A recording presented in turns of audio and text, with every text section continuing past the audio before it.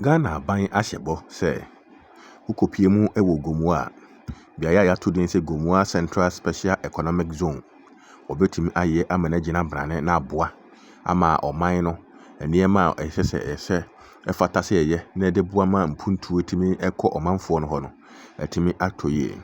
Na ne nyinaa mu no, Ghana man panyin abɛdi akyire Vice President Professor Nana Gen Opoku Agyeman ana de nsɛm nyinaa ɛto dwa wɔ mɛko a okopie mu ɛwɔ hɔ nom a na ɔmo ɛhwɛ na nneɛma atumi akɔ yie. Maame akyire mu sɛ Gomoa Central Special Economic Zone no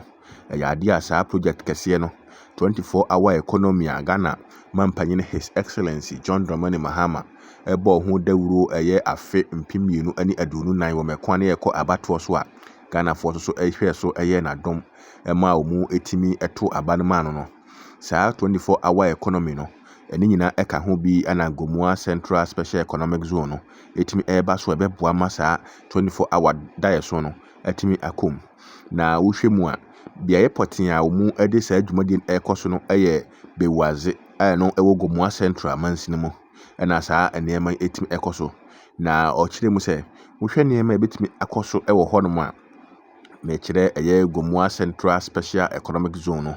eno ebetimi ayɛ residential apartment ebekɔ so ɛwɔ hɔ, eco parks ɛno betimi akɔ so na afei nso kurampon industrial parks ahodoɔ bebree no ebetimi akɔ so na nneɛma ahodoɔ bi a ɔmo betimi ayɛ no wɔ hɔ nom a ebetimi aboa ama saa ɛyɛ Gomoa Central Special Economic Zone no etimi agyina brane na gya ne nan so ɛwɔ hɔ nom a ebetimi aboa paa ma bibia etimi akɔ so yie. Ɛno akyi no wɔsɛ ɛde nnwuma bebree ne bɛbrɛ adehyeɛ na ɛwɔ mpɔtam hɔ no ɛne wɔn a wɔwɔ mfimfini mantam ne Ghana fa na nyinaa. Wɔsɛ wohwɛ saa dwumadie yi a sɛ etimi ɛkɔ so na etimi agyina brane a ɛno betimi aboa ama etimi abiebie nnwuma ahodoɔ pii na ɛde ama mabunu a ɔmo ɛwɔ ɔman Ghana mu na ɔmo nso atimi anya adwuma ayɛ na ankɔba sɛ abere bia no mabunu ayɛ mmɔbɔ ɛwɔ etimi mantwe a na ɛyɛ adeɛ ɛhadwen. Wɔ mɛkɔ dwumadie no ɛkɔ so no na yɛn nsɛntwe ne Alex Donko wɔ hɔ nom a wɔto nka na sɛ na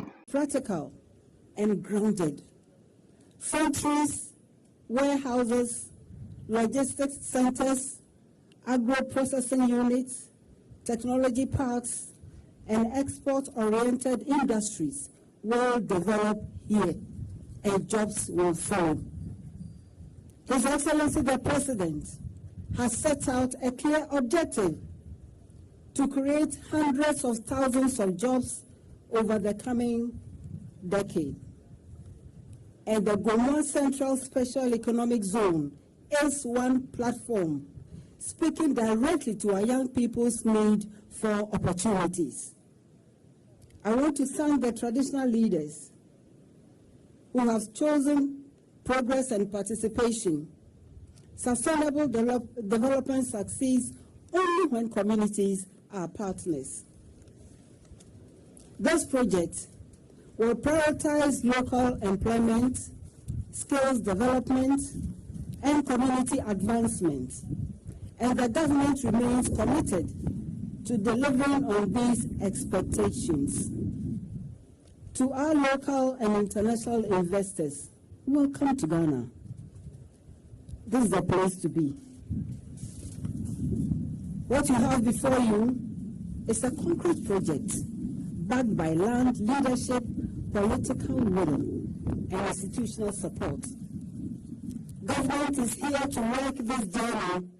and to work this journey with all of you as partners. Ladies and gentlemen,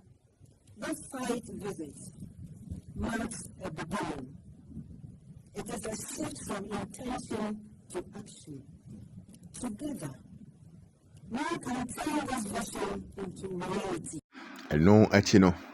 Kwame Asare Ɔbɛn dodoɔ na abɔ ne mmara ne sɛ A+ wɔno ana wɔyɛ mmarahyɛbadwani ɛde ma adehye a ɛwɔ Gomoa Central ɛne ne mpɔtam mu nyinaa. Wɔno nso so ɛne yɛn nsɛntwe ne Alex Donko ɛtwetwe nkɔmmɔ ɛma wɔn nso de nsɛm ɛto dwa akyerɛ mu sɛ saa beaeɛ yi a Ghana man panyin ani abere a ɔpɛ sɛ wɔtumi ɛyɛ ɛde ma adehye a ɛwɔ Gomoa Central no wɔsɛ ɛyɛ agyapadeɛ kɛseɛ paa de ma adehye a ɛwɔ mpɔtam hɔ nom sɛ wɔn nso so de akoma pa ɛbɛta akyire ɛma biribi atimi akɔ so. Ɛno akyi no wɔde abasobɔ ɛma Ghana ban sɛ aban atumi ada adwene wɔ mo ho sɛ wɔtumi de saa ɛyɛ anisoade hunu ɛba mpɔtam hɔnom na abɛboa ama biribi atumi akɔ so ɛwɔ hɔnom ɛno akyi no ana ɔsɛ wɔ yɛ hunu saa no sɛ aban tumi yɛ paa wie sie keko na wokɔpie mu ɛwɔ mpɔtam hɔnom ai ɛnya asɛm ketewa koraa ne nyinaa ɛne sɛ adwuma paa de bɛbrɛ adehye ɛwɔ mpɔtam hɔ no ɛbɛgye ɛyɛ Ghanafoɔ nsɛm wɔsi wei na yɛhunu saa no sɛ yɛtumi tintim ɛma biribi awie pɛyɛ ɛma biribi adaadi na ɛhyɛ ase sɛ ɛyɛ adwuma a wɔno Kwame A+ ana asare wɔbɛn no wɔde ne nsa esi ne bo aka kyerɛ Ghanafoɔ nyinaa sɛ ɛde adwuma kɛseɛ paa ɛna bɛbrɛ ɔmanfoɔ ama mmabu dodoɔ na wɔnam bankyerɛ a wonya biribi ɛnyɛ 7 na edu baabi a na ɛha adwene paa na sɛ aban ada adwene na wɔde dwumadie bi sɛ ɛɛba a ɛwɔ sɛ ɔmo nyinaa de akoma pa koroyɛ nkabomu ɛne ɛyɛ mpaebɔ taakyire paa na biribiara tumi ewie pɛyɛ na sɛ ɔmo yɛ wie susu a ɛno bɛboa ama mmabunu no atumi anya adwuma yɛ ɔka wie na ɔsan kyerɛ mu sɛ ɛnyɛ mmabunu nko a bɛnya adwuma yɛ mpo ɛna ɛyɛ yi o ɔsɛ ɛno akyi no ɛbɛsan de sika kɛseɛ paa twitwidie ana abrɛ ɔman no ɛfiri sɛ enyuma a ɛbɛba hɔ nom ɛne ɛyɛ nneɛma ɛbɛkom ɛwɔ hɔ no ɛyɛ adeɛ no so bɛtumi abɔ kwan ato baabi ama Ghana yɛkyɛ sɛ yɛfoto mu ayɛ dɛ paa ɛbɛhwie sika ɛde ama ɔman no ɛno nti no Ghana ni bia nkasa bia ama me mansini mu nti ɛne kwa sɛ metaa akyiri ɛwɔ sɛ nyina de mpaebɔ taa akyiri titiriw ɛne wɔn a wɔwɔ mfimfini mantam ɛna afei nso kura mpo no wɔn mu a ɔmo ɛwɔ ɛyɛ Gomoa East Gomoa Central hɔnom no sɛ na Kwame A+ ka message. It is a covenant between a people and their possibilities. This is a project not merely written on paper, but etched in the soul of this land, linked with blood, sweat, and sacrifice. It is a promise whispered by ancestors, nurtured by the tears of those who never gave up, and now sealed in the hands of a new generation that refused to surrender to despair. We are going to build a Gomoa Central Special Economic Zone, not just a project, but as a fulfilled prophecy, a divine revelation to His Excellency John Dramani Mahama that the 24-hour economy can be built for every Ghanaian. A Ghana where factories never sleep, where the sweat of our farmers turn to gold, where the youth find purpose, not frustration, and where old age is no longer a season of fear, but a time of honor, a time to sit beneath the trees we planted and smile at its shade. This is the dawn of a nation reborn, where hope runs on shift, where dignity works over time, and where the light of opportunity will never, ever go off. Around